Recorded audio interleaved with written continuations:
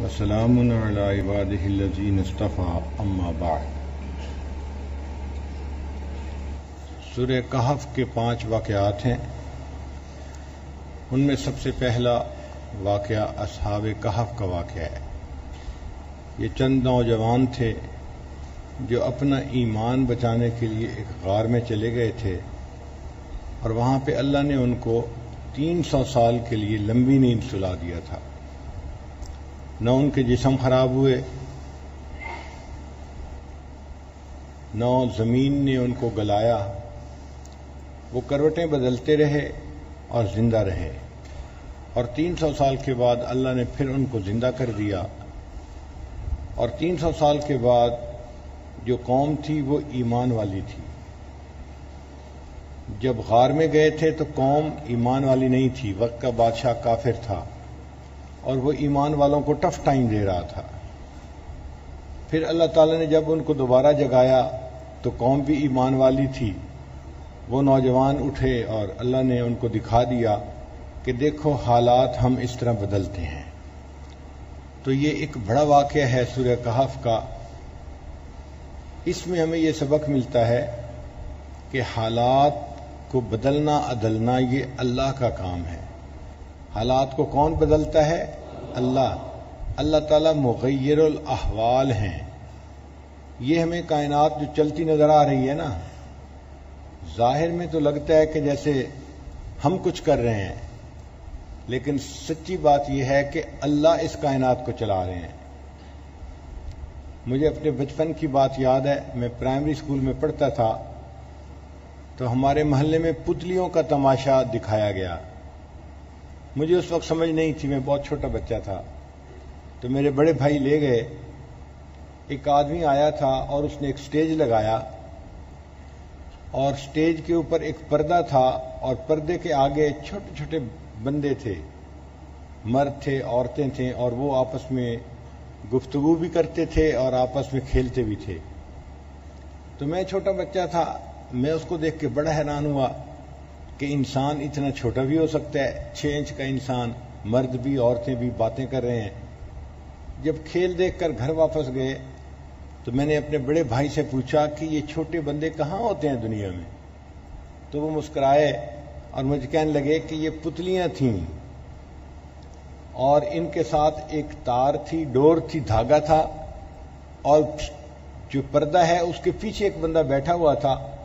وہ پردے کے پیچھے سے ڈور اس طرح سے ہلاتا تھا کہ پتلی چلتی بھی تھی، آپس میں لڑتے بھی تھے، بھاگتے بھی تھے، دوڑتے بھی تھے، آوازیں وہ نکالتا تھا، لگتا تھا کہ جیسے پتلی بول رہی ہے۔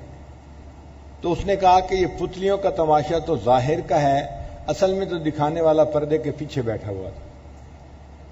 تو وہ بچپن کی بات آج بھی مجھے یاد آتی ہے کہ یہ ہمیں کائنات چلتی نظر آتی ہے۔ آنکھ دیکھتی ہے کہ انسان یہ کر رہا ہے، انسان وہ کر رہا ہے، انسان ایسے کیا، ہم نے ایسے کیا، اس نے ایسے کیا۔ حقیقت یہ ہے کہ اس کے پیچھے اللہ کی مرضی ہے، جو اللہ چاہتے ہیں وہ ہو رہا ہوتا ہے۔ اس لیے زندگی گزارنے کے 2 طریقے ہیں، ایک ہے مومن کا طریقہ، ایمان والا طریقہ، ایک ہے کافر کا طریقہ۔ کافر کی جو زندگی ہوتی ہے وہ مشاہدے پہ مبنی ہوتی ہے، جو آنکھ سے دیکھتا ہے اس کو مانتا ہے، اور مومن کی زندگی وہ ایمان پہ مبنی ہوتی ہے کہ جو اللہ فرماتے ہیں مومن اس کو مانتا ہے۔ ہوتا وہ ہے جو اللہ چاہتے ہیں۔ بس اس پوائنٹ کو ہم نے اچھی طرح یاد کرنا ہے سورہ کہف کی تعلیمات میں، کہ ہوگا وہ جو اللہ چاہیں گے۔ ہمیں اسی لیے ہر معاملے میں اللہ کی طرف رجوع کرنا چاہیے۔ تو مومن خبر کی زندگی گزارتا ہے اور کافر نظر کی زندگی گزارتا ہے۔ نظر کی زندگی سے مراد کیا ہے؟ مشاہدے کی زندگی۔ اور خبر کی زندگی سے کیا مراد ہے؟ کہ جو اللہ نے بتا دیا، اللہ کے رسول صلی اللہ علیہ وسلم نے بتا دیا۔ مثال کے طور پہ حدیث پاک میں آتا ہے کہ جو قوم گناہوں میں مبتلا ہوتی ہے اللہ تعالیٰ اس سے بارشوں کو بند کر دیتے ہیں۔ اب یہ ہے خبر کی اطلاع، اللہ نے ایک بتا دیا، نبی علیہ السلام نے بتا دیا کہ جو قوم گناہوں میں مبتلا ہو جاتی ہے اللہ ان سے بارشوں کو روک لیتے ہیں۔ اب بارشیں زیادہ ہوں اس کے لیے ہمیں استغفار کرنا چاہیے، یہ سچی بات ہے۔ اور موسم ایسا اور موسم ویسا، اور اس وجہ سے بارش نہ ہو سکی، اس وجہ سے بارش ہو سکی، یہ جو ہمارا مشاہدہ ہے نا، یہ نظر کی زندگی ہے۔ اس کو آپ ذرا اس طرح سے سمجھیے کہ جب کوئی مریض ہاسپٹل میں آتا ہے نا اور اس کو بخار ہو تو ڈاکٹر اس بخار کی کچھ وجوہات لکھ لیتا ہے۔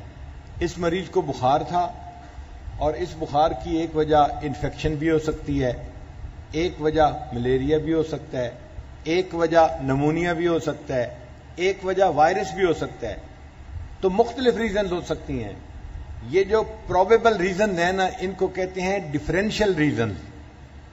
تو ڈاکٹر لکھتا ہے کہ اس مریض کو بخار تھا اور اس کی ڈفرینشیل ریزنز یہ ہیں، وہ 4-5 لکھ دیتا ہے۔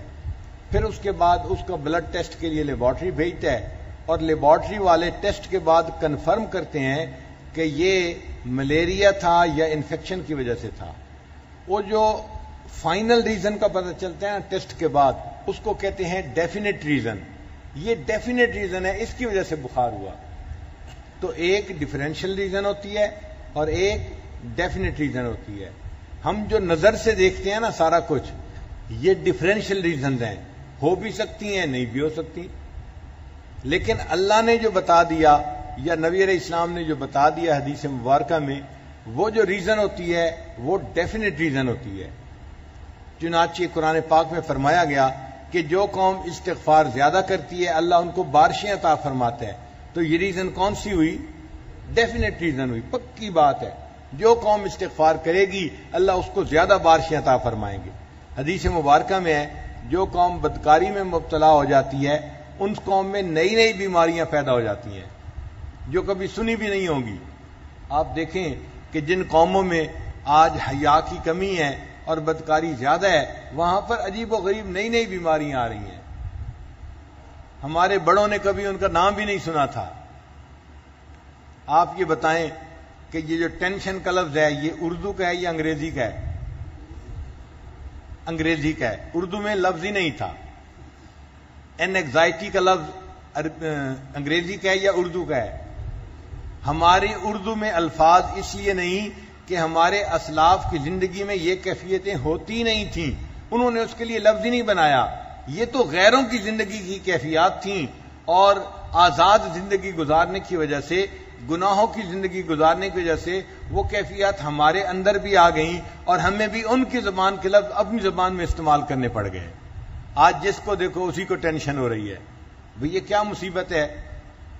تو یہ چیز گناہوں کی وجہ سے ہوتی ہے۔ تو اس کا مطلب یہ ہوا کہ ہمیں اللہ پر ایمان کو مضبوط رکھنا چاہیے اور کام وہ کرنا چاہیے جو اللہ نے ہمیں حکم فرمایا ہے۔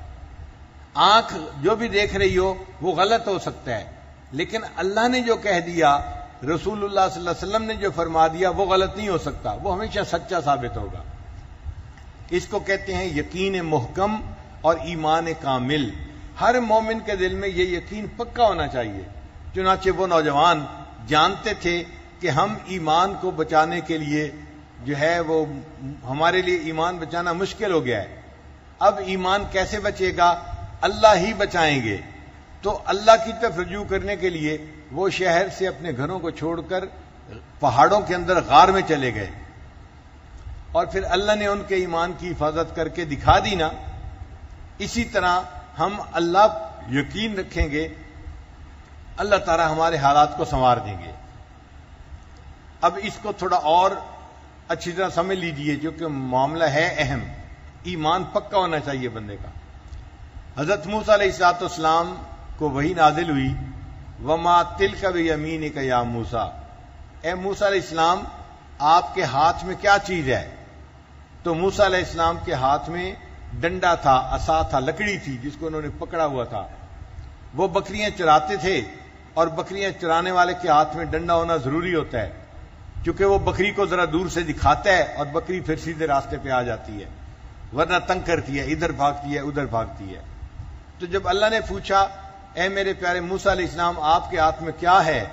قال ہی عصای، موسیٰ علیہ السلام نے جواب دیا اللہ یہ میرے ہاتھ میں لاٹھی ہے، عصا ہے، اتوکأ علیہا، میں اس پر ٹیک لگاتا ہوں، واہش بہا علی غنمی، اور اپنی بکریوں کو اس سے ہانکتا ہوں، ولی فیہا معارب اخری، میرے لیے اور بھی اس میں بڑے بینیفٹ ہیں، مجھے اس سے بڑا فائدہ ہے۔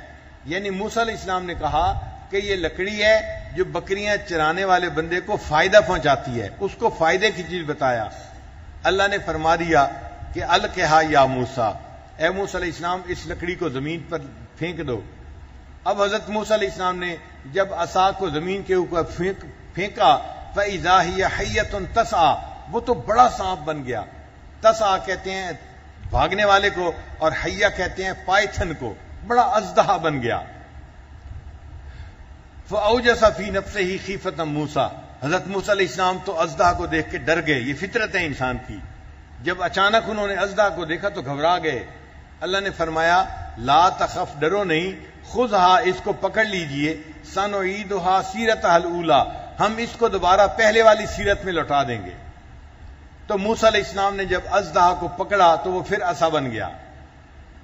اب یہ جو لاٹھی سے اژدہا بنا اور اژدہا سے پھر لاٹھی بنی، اس کا مقصد کوئی موسیٰ علیہ السلام کو شو دکھانا نہیں تھا، بلکہ موسیٰ علیہ السلام کو ایک سبق پڑھانا تھا کہ اے میرے پیارے پیغمبر علیہ الصلوۃ والسلام، تم جس چیز کو فائدے کی چیز بتا رہے تھے، ہمارے حکم سے تم نے اس کو زمین پہ ڈالا تو وہ نقصان دینے والی چیز سانپ بن گئی، اور جس کو نقصان دینے والی چیز سمجھ رہے تھے اور آپ دور بھاگ رہے تھے، ہمارے حکم سے جب آپ نے اس کو پکڑا تو وہ پھر لاٹھی فائدے والی چیز بن گئی۔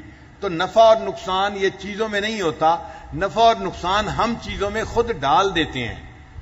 ہم چاہیں تو اس کو نفع کی چیز بنا دیتے ہیں، ہم چاہیں تو اس کو نقصان کی چیز بنا دیتے ہیں۔ جیسے گلاس ہوتا ہے نا، اس کے اندر دودھ ڈالیں تو یہ ہماری مرضی، پانی ڈالیں تو یہ ہماری مرضی، شربت ڈالیں تو یہ ہماری مرضی۔ تو گلاس کے اندر چیز کو ڈالنا کس کی مرضی ہوتی ہے؟ بندے کی مرضی ہوتی ہے۔ اسی طرح حالات میں نفع ڈالنا کس کے اختیار میں ہے؟ اللہ کے۔ حالات میں نقصان ڈالنا کس کے اختیار میں ہے؟ اللہ کے۔ تو ہمیں اللہ پہ نظر رکھنی چاہیے۔ حالات کو صرف دیکھ کے انسان اگر فیصلے کر لے گا تو غلط قدم اٹھا لے گا۔ یہ بات اچھی طرح سمجھ آ گئی؟ مغیر الاحوال کون ہے؟ اللہ تعالیٰ ہے۔ اچھا، اب اس کی اور آگے اپلیکیشن بھی سن لیجئے۔ حضرت موسیٰ علیہ السلام یہ معجزہ لے کر فرعون کے پاس آئے اس کو دین کی طرف بلانے کے لیے۔ تو فرعون نے ان سے پوچھا آپ نے نبوت کا دعویٰ کیا ہے، آپ کی نبوت کی دلیل کیا ہے؟ انہوں نے عصا کو زمین پہ ڈال کے دکھایا اور وہ اژدہا بن گیا۔ تو فرعون بھی ڈر گیا۔ اب بجائے اس کے کہ وہ ایمان لاتا، فرعون کے جو حواری تھے انہوں نے اس کو کہا کہ دیکھو یہ بندہ جادوگر ہے اور یہ جادو کے زور پہ آپ سے بادشاہت لینا چاہتا ہے، تو آپ اس بندے سے اپنے جادوگروں کا مقابلہ کروائیں۔ تو فرعون کو بات سمجھ میں آ گئی، اس نے کہا ٹھیک ہے، میں اپنے ملک کے جادوگروں کو بلاتا ہوں اور میں آپ سے ان کا مقابلہ کرواتا ہوں۔ لہذا فرعون نے اپنے ملک کے جادوگروں کو بلا لیا۔ اب بہت سارے جادوگر آ گئے۔ جب مقابلہ شروع ہوا تو فرعون اس مقابلے کو خود دیکھ رہا تھا۔ پہلے جادوگروں نے اپنی رسیاں ڈالیں، ان کی رسیاں جو تھیں وہ چھوٹے چھوٹے سانپ بن گئیں۔ اب حضرت موسیٰ علیہ السلام کھڑے ہیں اور ان کے چاروں طرف سانپ چل رہے ہیں۔ اب آپ ذرا غور کریں کہ بندہ کھڑا ہو اور چاروں طرف سانپ چل رہے ہوں تو کتنی پریشانی کی بات ہے، کتنے خوف کی بات ہے۔ حضرت موسیٰ علیہ السلام ان سانپوں کو دیکھ کے حیران ہو گئے۔ اب اگر وہ اپنی عقل سے سوچتے کہ مجھے کیا کرنا چاہیے، تو عقل کہتی ہے کہ موسیٰ علیہ السلام آپ کے ہاتھ میں عصا ہے اور یہ چھوٹے چھوٹے سانپ آپ کے ارد گرد ہیں، آپ عصا کو مضبوطی سے پکڑ کے رکھیں، جو سانپ قریب آئے اس سانپ کے سر پہ لاٹھی ماریں تاکہ وہ سانپ مر جائے۔ آپ کے بچنے کی یہی ایک ہی صورت ہے اور کوئی صورت نہیں ہے۔ موسیٰ علیہ السلام چونکہ پیغمبر تھے، انہوں نے اللہ سے پوچھا اللہ مجھے کیا کرنا چاہیے؟ اللہ کا حکم آ گیا الق عصاک، اے میرے موسیٰ علیہ السلام اپنے عصا کو زمین پہ ڈال دیجئے۔ اب عقل چیختی ہے، عقل چلاتی ہے کہ اللہ کے بندے لاٹھی تو تمہارے ہاتھ میں ہے، لاٹھی بھی زمین پہ پھینک دو گے پھر تو تمہارے بچنے کی کوئی صورت پاسبل ہی نہیں ہے۔ مگر موسیٰ علیہ السلام نے وہ نہیں کیا جو عقل کہتی تھی، بلکہ وہ کیا جو اللہ کا حکم کہتا تھا۔ جب انہوں نے عصا ڈالا تو وہ اژدہا بن گیا اور اس اژدہا نے ان چھوٹے چھوٹے تمام سانپوں کو کھا لیا اور اللہ نے موسیٰ علیہ السلام کو کامیاب فرما دیا۔ پھر موسیٰ علیہ السلام اپنی قوم کو لے کے دریائے نیل کے کنارے پہنچے۔ اب آگے دریا ہے، کشتی نہیں، کیسے جائیں؟ کھڑے ہیں، انتظار کر رہے ہیں۔ اتنے میں پیچھے سے فرعون اپنی پوری فوج کو لے کے آ گیا۔ اب موسیٰ علیہ السلام کے جو ساتھی تھے وہ گھبرا گئے کہ حضرت اب تو ہم سینڈوچ بن گئے، آگے دریا ہے، جا نہیں سکتے، پیچھے انسانوں کا دریا ہے، پیچھے بھی نہیں جا سکتے، اب تو ہم پھنس گئے۔ قال موسیٰ علیہ السلام نے اس وقت کہا ان معی ربی سیہدین، میرے ساتھ میرا رب ہے، وہ ضرور میری رہنمائی فرمائے گا۔ موسیٰ علیہ السلام کا یقین کامل تھا، پکا تھا، وہ دیکھ بھی رہے تھے آگے دریا ہے اور پیچھے انسانوں کا دریا ہے، ہم نہ آگے جا سکتے ہیں نہ پیچھے جا سکتے ہیں، نہ جائے ماندن نہ پائے رفتن، پھنس گئے، کیا کریں؟ مگر وہ سمجھتے تھے کہ اللہ میرے ساتھ ہے، اللہ رہنمائی فرما دے گا۔ چنانچہ ایسے وقت میں اللہ تعالیٰ سے موسیٰ علیہ السلام نے رجوع کیا، اللہ کیا کروں؟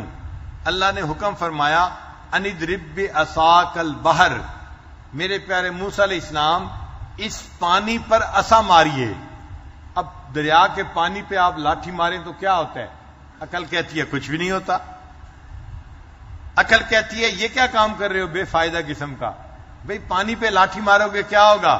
اگر تم نے مارنی ہے تو لاٹھی کو مضبوطی سے پکڑو، جب پیچھے والی فوج قریب آ جائے تو یہ لاٹھی فرعون کے سر پہ مارنا، پھر کچھ ہوگا، اس سے پہلے کچھ نہیں ہوتا۔ عقل کہتی ہے پانی پہ مارنے سے کچھ نہیں ہوتا، اور خبر کہتی ہے کہ پانی پہ لاٹھی مارو۔ موسیٰ علیہ السلام چونکہ اللہ کے پیغمبر تھے، انہوں نے پانی پہ لاٹھی ماری۔ اللہ فرماتے ہیں کہ ہم نے دریا کے اندر 12 راستے بنا دیے، اور موسیٰ علیہ السلام کے پاس 12 قبیلے تھے، ہر قبیلہ ایک راستے سے دریا پار کر کے چلا گیا، اور موسیٰ علیہ السلام کامیاب ہو گئے۔ جب فرعون پہنچا اس نے کہا بھی راستے تو بنے ہی ہوئے ہیں، چلو میں بھی چلتا ہوں۔ اس نے بھی اپنی فوج کو دریا میں داخلے کے لیے حکم دے دیا۔ جب پوری فوج دریا میں داخل ہو گئی تو دریا کا پانی مل گیا اور پوری فوج فرعون سمیت پانی کے اندر غرق ہو گئی۔ تو اللہ تعالیٰ نے موسیٰ علیہ السلام کو کامیاب کر کے دکھا دیا۔ پھر ایک تیسرا واقعہ پیش آیا۔ موسیٰ علیہ السلام اپنی قوم کو لے کے وادی تیہ میں پہنچے۔ یہ ایک وادی تھی جو ایک کھلا میدان تھا بہت بڑا، اور اس قوم کو اللہ نے یہاں پر کئی سال رکھنا تھا، وہاں پانی نہیں تھا۔ چنانچہ قوم کے لوگوں نے موسیٰ علیہ السلام سے کہا کہ حضرت یہاں تو پینے کو پانی نہیں، جینے کو پانی نہیں، ہم کیسے یہاں رہیں گے؟ اب جب ایک آدمی کو بتایا جائے کہ جی یہاں پانی نہیں ہے تو وہ سوچے تو دماغ کہتا ہے کہ تمہارے پاس لاٹھی ہے، تم لاٹھی سے گڑھا کھودو، مگر خیال رکھنا کہ لاٹھی ٹوٹنے نہ پائے۔ اگر لاٹھی ٹوٹ گئی تو پھر تم گڑھا بھی نہیں کھود سکو گے اور پانی بھی نہیں نکال سکو گے۔ موسیٰ علیہ السلام نے اللہ سے پوچھا اے اللہ مجھے کیا کرنا چاہیے؟ قرآن مجید کی آیت ہے، اللہ نے فرمایا ان اضرب بعصاک الحجر، میرے پیارے پیغمبر اسلام اس لاٹھی کو پتھر پر مار دیجئے۔ عقل چیختی ہے، چلاتی ہے، شور مچاتی ہے۔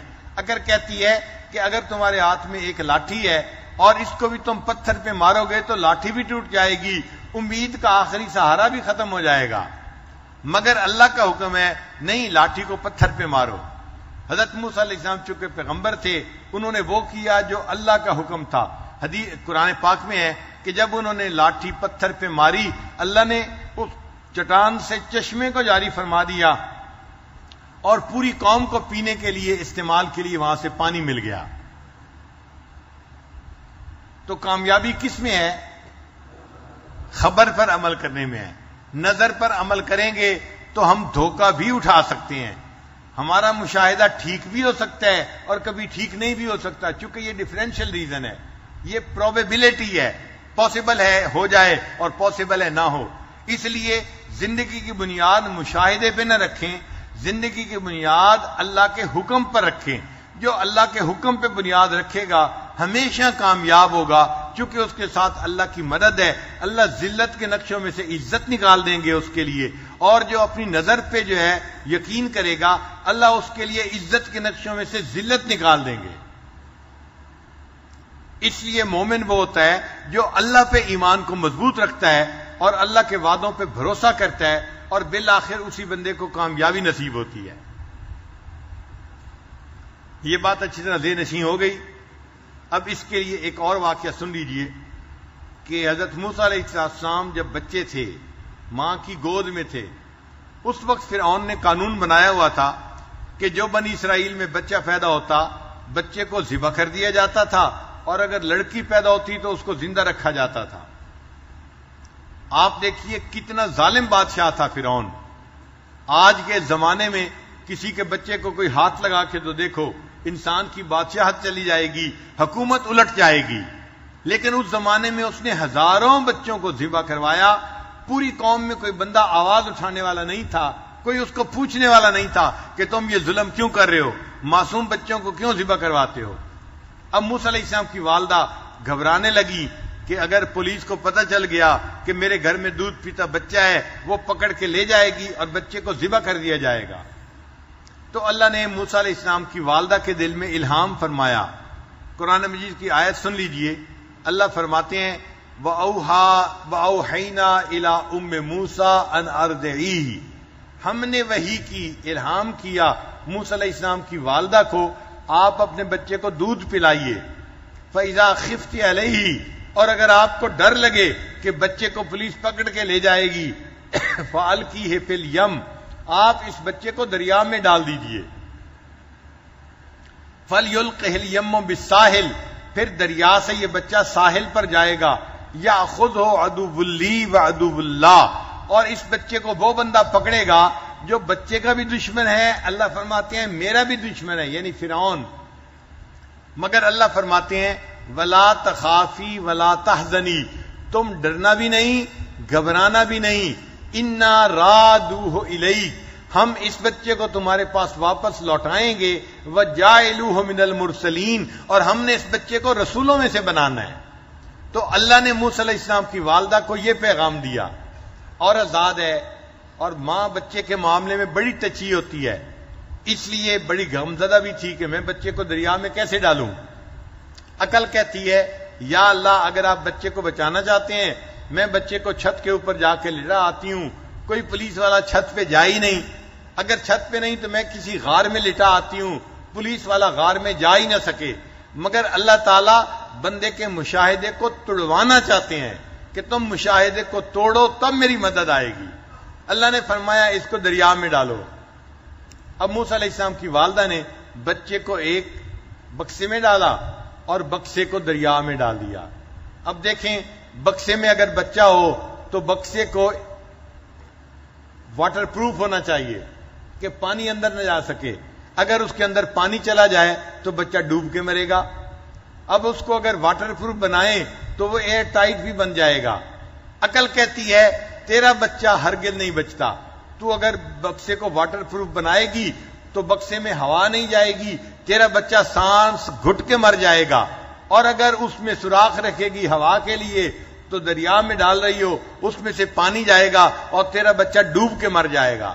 تو دونوں صورتوں میں تیرا بچہ زندہ نہیں بچتا۔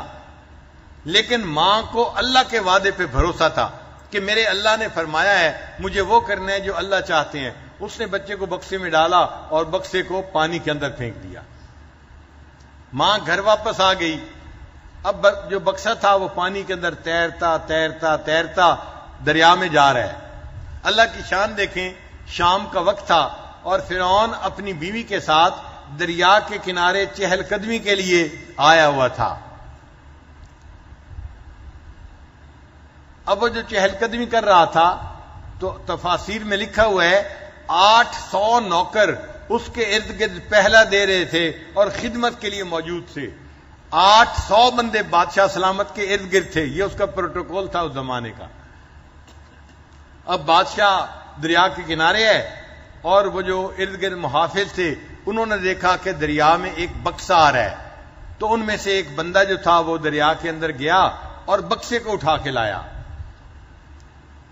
اب جب بکسے کو اٹھا کے لایا تو فرعون کی بیوی بھی پاس تھی. اس نے کہا اچھا بکسے کو کھولو, اس میں کیا ہے؟ اللہ فرماتے ہیں وَأَلْقَيْتُ عَلَيْكَ مَحَبَّةً مِّنِّي, اے میرے پیارے موسیٰ علیہ السلام, ہم نے آپ کے چہرے پر محبت کی تجلی ڈال دی تھی. اللہ تعالیٰ نے موسیٰ علیہ السلام کو اتنی خوبصورتی دی تھی, جو ان کے چہرے کو دیکھتا تھا وہ محبت میں گرفتار ہو جاتا تھا. بچے تو ویسے ہی خوبصورت ہوتے ہیں, پیارے ہوتے ہیں, معصوم ہوتے ہیں, اور اگر اللہ ان پر خوبصورتی کی تجلی ڈال دے پھر تو نور علی نور کی مانند ہو گیا نا. اب جب بکسے کو کھولا گیا تو ایک بچہ ہے جو اس بکسے کے اندر لیٹا ہوا ہے, چھوٹا بیبی ہے, انفینٹ ہے جو لیٹا ہوا ہے. اب فرعون کی بیوی نے جب دیکھا اتنا خوبصورت اور چھوٹا بیٹا, کہنے لگی لا تقتلوہ, اس بچے کو قتل نہیں کرنا, عسیٰ ان ینفعنا او نتخذہ ولدا, ہمیں یہ بچہ فائدہ دے گا, ہم اس بچے کو اپنا بیٹا بنائیں گے. فرعون کا اپنا بیٹا نہیں تھا, تو جب بیوی نے کہہ دیا ہم اس کو بیٹا بنائیں گے تو فرعون نے بیوی کی بات کو مان لیا, دھوکہ کھا گیا. اس کے دل میں یہ بات آئی کہ جب اس بچے کو میں اپنے گھر میں پالوں گا, اپنا بیٹا بنا لوں گا, یہ مجھ سے تاج و تخت کیوں چھینے گا, یہ میرا دشمن کیوں بنے گا, اس لیے میں اس کو اپنا جو ہے وہ بیٹا بنا لیتا ہوں. اس نے پھر بچے کو قتل کرنے کا حکم واپس لے لیا. ٹھیک ہے جی, اس بچے کو ہم جو ہے نا وہ قتل نہیں کریں گے. سبحان اللہ, ہزاروں بچوں کو قتل کرنے والا بادشاہ ایک بچے کو آنکھوں سے دیکھتا ہے اور پھر کہتا ہے کہ جی ٹھیک ہے اس کو قتل نہیں کرنا. یہاں سے ایک نقطہ اور بھی سمجھ لیجئے کہ آج کل عورتیں کہتی ہیں کہ جی خاوند ہماری بات نہیں سنتے. میں کہتا ہوں خدا کی بندیو, وقت کے بڑے بڑے فرعون اپنی بیویوں کی بات سنتے رہے. ہزاروں بچوں کو فرعون نے قتل کروایا تھا, لیکن اس بچے کے بارے میں بیوی نے کہا لا تقتلوہ, اس کو قتل نہیں کرنا. یہ ہوم گورنمنٹ اتنی مضبوط ہوتی ہے کہ جب یہ آرڈر ایشو کر دیتی ہے تو وقت کے بڑے بڑے فرعون بھی اس پر لبیک کہہ دیتے ہیں. تو بادشاہ نے کہا ٹھیک ہے اس کو قتل نہیں کرتے. لو جی, اس کو بیٹا بنا لیا گیا. اب اس بیٹے کو فرعون اور اس کی بیوی اپنے محل میں لے کے آئے. کافی وقت ہو چکا تھا, بچے کو بھوک لگی ہوئی تھی, تو بچہ رو رہا تھا, اس کو دودھ چاہیے تھا. اس زمانے میں یہ فیڈر کی مائیں نہیں ہوتی تھی, آج کل تو پلاسٹک کے فیڈر ہے نا, آپ اس میں دودھ بنائیں اور بچے کو پلائیں. اس زمانے میں یہ فیڈر کی مائیں نہیں ہوتی تھی, عورتیں خود فیڈ کرتی تھی بچے کو دودھ. اب بچہ جب رو رہا ہے, فرعون نے حکم جاری کیا کسی عورت کو بلایا جائے جو میرے بچے کو دودھ پلائے. اللہ قرآن مجید میں فرماتے ہیں وَحَرَّمْنَا عَلَيْهِ الْمَرَاضِعَ مِنْ قَبْلِ, اے میرے پیارے موسیٰ علیہ السلام, ہم نے آپ کے اوپر عورتوں کے دودھ کو حرام کر دیا تھا. اب جو عورت آتی ہے بچے کو دودھ فیڈ کرنا چاہتی ہے, بچہ دودھ نہیں پیتا, روتا رہتا ہے. اب عورتیں بھی پریشان ہیں, یہ کسی عورت کا دودھ ہی نہیں ایکسپٹ کر رہا اور روتا ہے. فرعون بھی پریشان کہ بچہ رو کیوں رہا ہے, دودھ پی لیتا چپ ہو جاتا تو آسانی ہو جاتی. چنانچہ پوری رات فرعون عورتوں کو بلواتا رہا جو دودھ پلانے والی تھیں, جن کے گھروں میں بچے تھے وہ آئیں اور میرے بچے کو بھی دودھ پلائیں. بچے نے کسی عورت کا دودھ نہیں قبول کیا. صبح کا وقت ہو گیا. اللہ تعالیٰ قرآن مجید میں فرماتے ہیں کہ وَأَصْبَحَ فُؤَادُ أُمِّ مُوسَىٰ فَارِغًا, موسیٰ علیہ السلام کی والدہ نے بڑی غمزدہ حالت میں صبح کی, ساری رات پریشان تھی. ماں تھی نا, اس کے دل میں یہ خیال تھا پتہ نہیں میرا بیٹا زندہ ہوگا یا پانی میں ڈوب چکا ہوگا, مجھے کیا پتا کیا حال ہے اس کا. ان قادت لدبدی بہی لولا اربتنا علی قلبها, اللہ فرماتے ہیں اگر ہم اس عورت کے دل پر گرا نہ دیتے وہ رو پڑتی اور لوگوں کو پتہ چل جاتا کہ وہ جو بچہ ہے نا وہ اس کا بیٹا ہے. ہم نے اس کے دل کو گرا دیے رکھی کہ تم نے رونا نہیں ہے, تو وہ مضبوط دل کر کے کہ ٹھیک رہی اور وہ روئی نہیں. جب صبح ہو گئی اس کو اطلاع ملی کہ فرعون نے بچے کو پکڑ لیا ہے اور بچے کو دودھ پلانا چاہتا ہے, مگر بچہ کسی جو ہے وہ عورت کا دودھ قبول نہیں کر رہا. تو موسیٰ علیہ السلام کی ایک بہن تھی, کوئی 6-7 سال کی بچی ہوگی. ماں نے اسے کہا بیٹی تم فرعون کے محل میں جاؤ اور ذرا اپنے بھائی کی خبر لا کے مجھے بتاؤ بھائی کس حال میں ہے. وہ چھوٹی بچی بھاگتی گئی فرعون کے محل کے اندر. اس نے وہاں عجیب منظر دیکھا, بچہ رو رہا ہے, عورتیں دودھ پلانا چاہتی ہیں, بچہ دودھ نہیں پیتا, اور فرعون بھی پریشان, فرعون کی بیوی بھی پریشان. تو جب اس نے یہ منظر دیکھا تو اس بچی نے فرعون کو کہا ہل ادلکم علی اہل بیت یکفلونہ لکم وہم لہ ناصحون، میں تمہیں ایسے گھر والوں کے بارے میں بتاؤں کہ جو اس بچے کو دودھ پلائیں گے اور اس کے لیے بڑے جو ہے وہ خیر خواہی کا عمل کرنے والے ہوں گے۔ جب اس نے فرعون سے یہ ڈائریکٹ کوسچن پوچھا تو فرعون کو بات کھٹکی کہ یہ لڑکی کیوں کہہ رہی ہے۔ اس نے اس کے بال پکڑ کے پوچھا تم کیوں کہہ رہی ہے کہ وہ بڑے اس کے خیر خواہ ہوں گے، وہ بھی موسیٰ علیہ السلام کی بہن تھی۔ اس نے جواب دیا جناب ہم آپ کی رعایا ہیں، ہم اس بچے کی خیر خواہی نہیں کریں گے تو کون کرے گا؟ فرعون کہنے لگا اچھا ٹھیک ہے، جاؤ تم جس عورت کو بلانا چاہتی ہو بلا کے لاؤ۔ چنانچہ وہ لڑکی بھاگتی ہوئی آئی، امی امی چلیں، بھائی کسی کا دودھ نہیں پی رہا، آپ چلیں اس کو دودھ پلائیں۔ اب موسیٰ علیہ السلام کی والدہ محل میں آئی اور اس نے آ کے جیسے بچے کو گود میں لیا اور اس کو دودھ فیڈ کرنا شروع کیا تو بچے نے ماں کا دودھ پینا شروع کر دیا۔ فرعون کو اطلاع ملی جناب بچے نے ایک عورت کا دودھ پینا شروع کر دیا ہے۔ فرعون پوری رات کا تھکا ہوا تھا، خدائی کا دعویٰ کرنے والا، حال دیکھو، ایک رات جاگ کے حالت خراب ہو گئی تھی۔ کہنے لگا اچھا بچے نے دودھ پینا شروع کر دیا، میں تو اب جا کے ذرا سو رہا ہوں، آرام کر رہا ہوں، جب دوپہر میں اٹھوں گا نا پھر اس عورت سے بات کروں گا، میرے اٹھنے تک عورت کو گھر سے جانے نہ دینا۔ فرعون کمرے میں جا کے سو گیا اور موسیٰ علیہ السلام کی والدہ اپنے بچے کو گود میں لے کے کھلاتی رہی۔ اب دوپہر کا وقت ہو گیا تو موسیٰ علیہ السلام کی والدہ چاہتی تھی میں اپنے گھر واپس جاؤں اور محل والے اس کو واپس آنے نہیں دے رہے تھے۔ اب وہ پھنس گئی، نہ کہاں جائے، گھر جانے نہیں دیتے، وہاں اس کو پکڑ کے رکھا ہوا ہے۔ چنانچہ فرعون صاحب اٹھے اور وہ باہر آئے۔ اب ان کو کہا گیا جناب یہ عورت تو یہاں ٹکتی نہیں، کہتی ہے میں نے گھر واپس جانا ہے۔ فرعون نے کہا اس عورت کو، موسیٰ علیہ السلام کی والدہ کو، میں محل میں تمہیں بہترین جگہ رہائش کی دوں گا، کھانے کی آسانی ہوگی، نوکر چاکر ہوں گے، ہر سہولت میسر ہوگی، تم میرے بیٹے کو یہاں رہ کے دودھ پلاؤ، بس تمہارا کام یہ ہے۔ اس نے کہا جناب اپنا گھونسلہ اپنا کچا ہو یا پکا، مجھے تو اپنا گھر ہی اچھا لگتا ہے، میں تو اپنے گھر واپس جا رہی ہوں، مجھے نہیں پرواہ بچے کو دودھ کوئی پلاتا ہے یا نہیں پلاتا۔ جب وہ جانے لگی تو فرعون کہنے لگا اچھا اب یہ لوگ عقل مند تو ہوتے ہیں نا، جو بادشاہ ہوتے ہیں، حاکم ہوتے ہیں، تو فرعون نے عقل دوڑائی، عقل نے کہا یہ گھر جا رہی ہے نا تو بچے کو اس کے ساتھ اسی کے گھر بھیج دو، یہ وہیں پہ دودھ پلایا کرے، بچے کی پرورش تو ہو جائے گی۔ چنانچہ فرعون نے اسے کہا کہ اچھا تم گھر جا رہی ہو، میں تمہارا راستہ نہیں روکتا، تم بچے کو اپنے ساتھ گھر لے جاؤ، اس کو وہیں پہ دودھ پلاؤ اور میں تمہاری مہینے کی تنخواہ تمہارے گھر بھجوا دیا کروں گا۔ اللہ فرماتے ہیں کہ فرددناہ الی امہ، ہم نے اس بچے کو اس کی ماں کے پاس واپس لوٹا دیا، کئی تقر عینھا، تاکہ ماں کی آنکھیں ٹھنڈی ہوں، ولتعلم، اور وہ جان لے ان وعد اللہ حق، کہ اللہ کے وعدے ہمیشہ سچے ہوتے ہیں، ولکن اکثرہم لا یعلمون، اور اکثر لوگ اس بات کو نہیں جانتے۔ تو دیکھیں اللہ نے موسیٰ علیہ السلام کو والدہ کے پاس واپس پہنچا کے دکھا دیا، ہاتھ بھی فرعون کے لگا تھا اور اللہ نے محفوظ کر کے پھر والدہ کے ہاتھ میں واپس پہنچا دیا۔ تو اللہ کے وعدے ہمیشہ سچے ہوتے ہیں، انسان کو اللہ کے وعدوں پہ یقین کرنا چاہیے، بھروسہ کرنا چاہیے۔ ایک اور واقعہ سن لیجئے، اللہ کے پیارے حبیب صلی اللہ علیہ وسلم مکہ مکرمہ میں تھے۔ اب مکہ مکرمہ کے جو بڑے بڑے سردار ہیں، مخالف ہیں، وہ مومنوں کو، مسلمانوں کو وہاں رہنے نہیں دیتے، جو غلام ہیں ان کو مارتے ہیں، ان کو گھسیٹتے ہیں، ان کے سینے پر چٹان رکھ دیتے ہیں، ان کو دھوپ کے اندر سزا دیتے ہیں، اور نبی علیہ الصلوۃ والسلام کو شہید کرنے کا بھی وہ فیصلہ کر چکے ہیں۔ تو مکہ مکرمہ میں رہنا مشکل ہو گیا ہے، تو نبی علیہ الصلوۃ والسلام نے ارادہ کیا کہ میں یہاں سے مدینہ ہجرت کر جاتا ہوں۔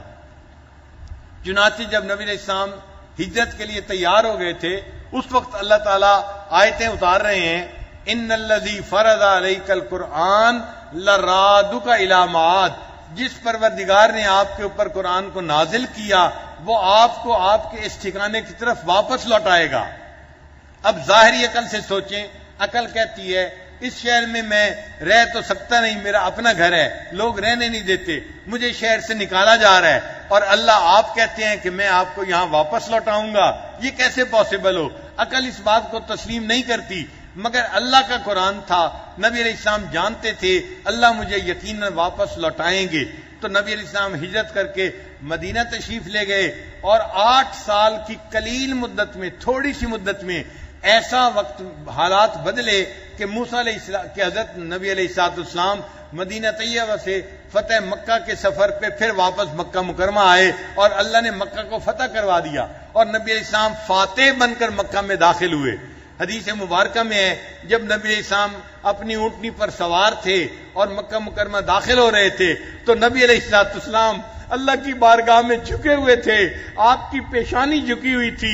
آپ اللہ کے سامنے گویا سجدہ کر رہے تھے اور زبان سے فرما رہے تھے الحمدللہ وحدہ، اس ایک اللہ کے لیے سب تعریفیں ہیں.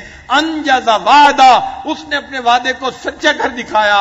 وہزم الاحزاب وحدہ، اور سارے قبیلوں کو ایک اللہ نے شکست عطا فرمائی اور مجھ کمزور بندے کو اللہ نے فاتح بنا کر اس مکہ میں آج واپس لوٹا دیا.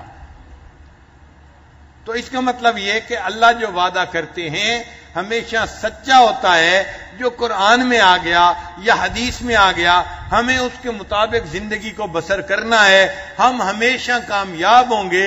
اگر ہم مشاہدے کے اوپر جائیں گے تو مشاہدہ ٹھیک بھی ہو سکتا ہے، مشاہدہ غلط بھی ہو سکتا ہے، انسان دھوکہ بھی کھا سکتا ہے. اس لیے اللہ تعالیٰ پہ کامل یقین کا ہونا، مضبوط ایمان کا ہونا ہمارے لیے ضروری ہے. یہ بات سمجھ میں آ گئی؟ تو سورہ کہف کے قصوں میں سے پہلا قصہ ہمیں کیا سکھاتا ہے بتائیے ذرا؟ کہ ہمیں اللہ کی ذات پہ اپنے ایمان کو مضبوط کرنا چاہیے اور شریعت کے مطابق زندگی گزارنی چاہیے. ہم کامیاب ہوں گے. اور اگر ہم شریعت کی خلاف ورزی کریں گے، اگر ہم گناہوں کے راستے کے اختیار کریں گے، ظاہر میں کامیابی نظر بھی آئے گی تو بھی ناکامی ہوگی کیونکہ ہم اللہ کے حکم کے خلاف کر رہے ہوں گے. یہ بات سمجھ آ گئی نا؟ ہمارے اکابر اس یقین کو سیکھا کرتے تھے اور اس یقین کو جو ہے مضبوط کیا کرتے تھے. صحابہ کرام کا یقین اللہ کی ذات پہ بڑا مضبوط تھا.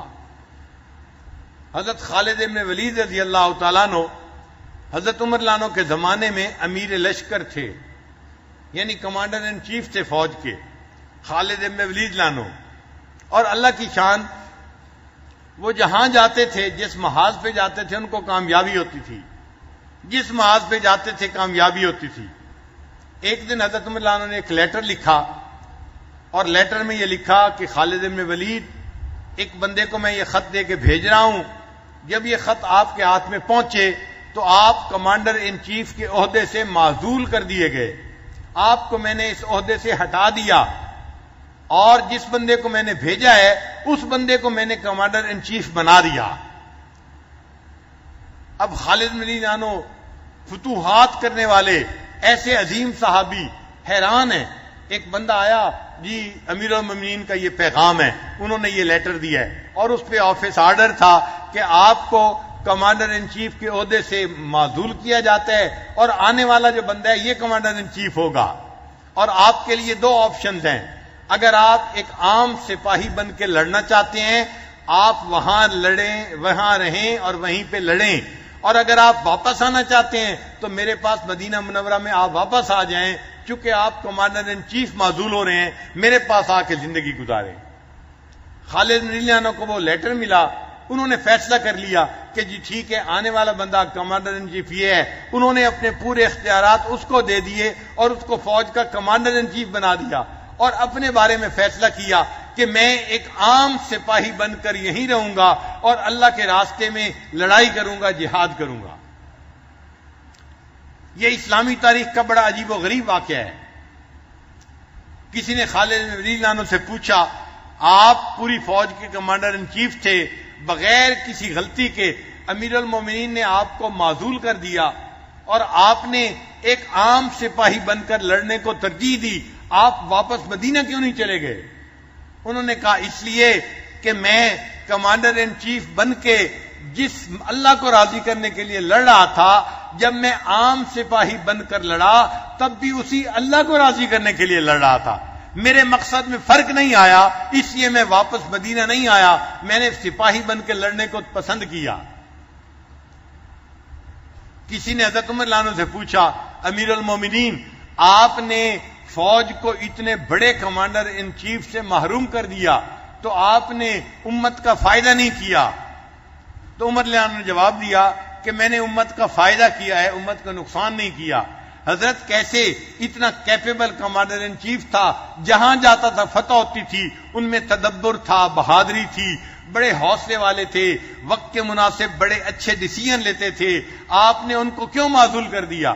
عمر رضی اللہ عنہ نے جواب دیا اصل وجہ یہ تھی عمر کے خالد بن ولید جہاں جاتے تھے اللہ ان کو فتح عطا فرماتے تھے، اور لوگوں کے ذہن میں یہ بات آ رہی تھی خالد جہاں قدم اٹھائے گا ہمیشہ فتح پائے گا.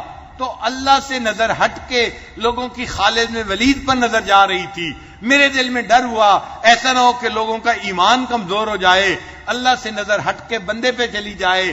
میں نے امت کو ایک کمانڈر ان چیف سے تو محروم کر دیا، میں نے امت کے ایمان کو محفوظ کر لیا.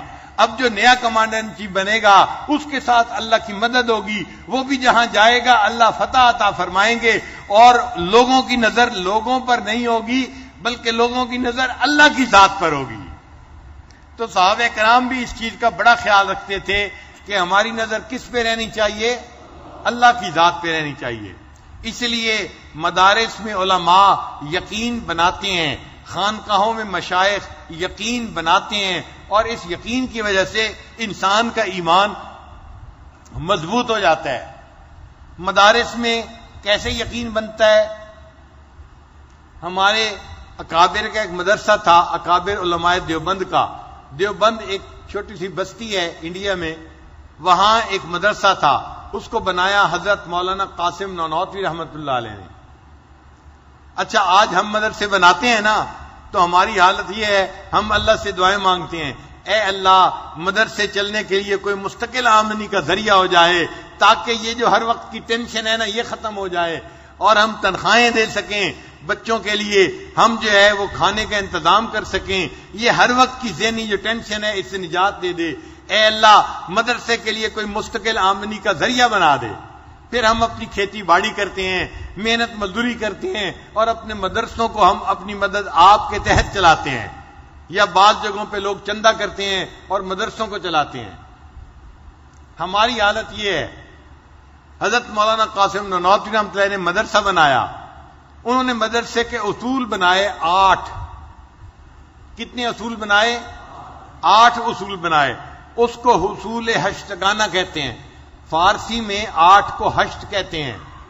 تو اصول ہشتگانہ بنائے کہ ان اصولوں کے مطابق مدرسہ چلے گا. ان اصول ہشتگانہ میں ایک اصول انہوں نے یہ بنایا کہ اگر کوئی دارالعلوم کے لیے مستقل آمدنی کا کوئی ذریعہ دے گا تو ہم اس ذریعے کو کبھی قبول نہیں کریں گے. لوگ ہوتے ہیں نا، میں جی 1 مربع زمین وقف کرتا ہوں مدرسے کے لیے، میں فلاں پلازا وقف کرتا ہوں، اس کا کرایہ مدرسے کے جو ہے نا خرچے خراجات میں کام آئے گا، میں یہ کرتا ہوں میں وہ کرتا ہوں. تو انہوں نے اصول بنایا کہ اگر کوئی بندہ مستقل آمدنی کا کوئی ذریعہ مدرسے کے لیے وقف کرے گا اس کو قبول ہی نہیں کیا جائے گا. لوگوں نے پوچھا حضرت آپ نے یہ اصول کیوں بنایا؟ فرمایا اس لیے اگر ہم اس ذریعے کو قبول کر لیں گے ہماری نگاہیں اس ذریعے پر چلی جائیں گی، اللہ کی مدد ختم ہو جائے گی. میں نہیں چاہتا کوئی مستقل آمدنی کا ذریعہ ہو، ہماری توجہ ہر وقت اللہ کی طرف رہے تاکہ اللہ ہماری ضرورتوں کو خود پورا کرتا رہے. تو دیکھو ہمارے اکابر کا یقین اللہ کی ذات پہ کیسا تھا، اور خانقاہوں میں بھی یہی یقین سکھایا جاتا تھا. مردوں کے یقین تو خیر بڑے مضبوط ہوتے ہیں، عورتیں اس معاملے میں ذرا کمزور ہوتی ہیں، جلدی گھبرا جاتی ہیں. میں آپ کو ایک عورت کا واقعہ سناتا ہوں. اس کا نام تھا رابعہ بصری. کیا نام تھا؟ بصرہ کی رہنے والی تھی، اللہ کی ایک نیک بندی تھی. اس نے اپنے مشائخ سے ایمان سیکھا تھا، یقین سیکھا تھا. چنانچہ پھر وہ بڑی عمر جب ہو گئی تو خود بڑی نیک عورت تھی اور اس کے پاس لوگ دعائیں کروانے کے لیے آیا کرتے تھے. ایک دن ان کے ہاں کوئی 8-10 علماء دعا کروانے کے لیے آئے اور رات کا وقت ہو گیا، مغرب کا وقت ہو گیا. دروازہ کٹکھٹایا گیا. رابعہ بصریہ نے اپنی خادمہ سے کہا ذرا جا کے دیکھو دروازہ کس نے کھٹکھٹایا ہے. اس نے کہا جی کوئی بندہ کھانا لایا ہے. رابعہ نے کہا کہ اچھا گنو کتنی روٹیاں ہیں. اس نے جا کے گنی، کہنے لگی 9 روٹیاں ہیں. رابعہ بصریہ نے کہا یہ میری نہیں ہے، اس بندے کو کھانا کسی اور کو جا کے دے دے، یہ میرے لیے نہیں ہے. وہ بندہ واپس چلا گیا. اب گھر میں کچھ تھا بھی نہیں کہ پکا کے مہمانوں کو کھلائیں، تو خادمہ پریشان تھی کہ مہمان ہیں تو ان کو کھانا بھی تو کھلانا ہے، اور اس کھانا لانے والے کو رابعہ بصری نے واپس بھیج دیا. پھر 1 گھنٹے کے بعد دوبارہ ایک بندہ آیا، دروازہ کٹکھٹایا، خادمہ کو بھیجا جاؤ دیکھو کون ہے. اس نے کہا جی کوئی بندہ کھانا تحفے میں لے کے آیا ہے. اس نے کہا کہ اچھا روٹیاں گنو کتنی ہیں. کہنے لگی 9 روٹیاں ہیں. اس نے کہا کہ یہ کھانا میرا نہیں ہے، اس کو واپس چلا جائے. اب خادمہ بڑی پریشان کہ بھائی عشاء کا وقت ہو گیا، کھانا کھلانا ہے مہمانوں کو، کھانا ہم قبول کر لیتے، مہمانوں کو کھلا دیتے، بات مکمل ہو جاتی. لیکن رابعہ بھی عجیب ہے، کہتی ہے کہ واپس کر دو، یہ میرا کھانا نہیں ہے. اس نے خیر اس کھانے والے کو بھی نہ کر دی. اب اور دیر ہو گئی. اب مہمانوں کے سونے کا وقت قریب تھا تو مہمانوں کو کھانا کھلانا چاہیے تھا. کافی دیر کے بعد پھر دروازہ کھٹکھٹایا گیا. رابعہ نے خادمہ کو بھیجا جاؤ دیکھو کون ہے. اس نے کہا جی کھانا لے کے ایک بندہ آیا ہے. کہنے لگی روٹیاں گنو کتنی ہیں. کہنے لگی 9 روٹیاں ہیں. رابعہ نے کہا یہ میرا کھانا نہیں ہے، کسی اور کہے اس کو چلا جائے یہاں سے واپس. خادمہ نے ہاتھ جوڑے کہ رابعہ آپ کھانا بار بار واپس بھیج رہی ہیں، مہمان گھر میں بیٹھے ہیں، ان کو کھانا کیسے کھلائیں گے، اب تو سونے کا وقت ہونے کو ہے. رابعہ نے کہا میں نے تمہیں کہا ہے یہ میرا کھانا نہیں ہے، یہ کسی اور کا کھانا ہے. تو خادمہ نے پوچھا آپ کیسے فیصلہ کر رہی ہیں، یہ کسی اور کا کھانا ہے. رابعہ نے جواب دیا صبح میرے پاس گھر میں 1 روٹی موجود تھی، ایک سائل آیا تھا، اس نے اللہ کے نام پہ مانگا تھا، میں نے وہ پوری روٹی اٹھا کے اس سائل کو عطا فرما دی تھی. اللہ کا وعدہ ہے من جاء بالحسنۃ فلہ عشر امثالھا، جو بندہ میرے راستے میں 1 خرچ کرے گا میں 10 اس بندے کو واپس لوٹاؤں گا. میں نے 1 روٹی دی تھی، اب میرے پاس 10 روٹیاں آنی چاہیے. 9 کیوں ہیں؟ یہ کسی اور کی ہیں، میری نہیں ہے. جب رابعہ نے یہ کہا اس نے پاؤں پکڑ لیے. خادمہ کہنے لگی روٹیاں 10 ہی تھیں، 1 روٹی میں نے اپنے لیے رکھ لی تھی اور آپ کو 9 روٹیاں بتائی تھیں، ورنہ یہ 10 روٹیاں ہی لے کے آیا ہے. رابعہ نے کہا اگر 10 روٹیاں ہیں قبول کر لو، یہ میرا رزق ہے جو اللہ نے میرے لیے بھیجا ہے. دیکھو عورت ذات ہے مگر اس کو اللہ کے وعدے پہ کتنا پکا یقین ہے. ہمیں بھی اگر اللہ کے وعدوں پہ یہ پکا یقین ہو جائے، ہماری زندگی کامیاب ہو جائے، پریشانیوں سے ہماری جان چھوٹ جائے، اور اللہ تعالی ہمیں دنیا میں عزتوں کی اور سکون کی زندگی عطا فرمائے. لہذا ہم نے اس اعتکاف میں سورہ کہف کا ترجمہ تفسیر پڑھی ہے.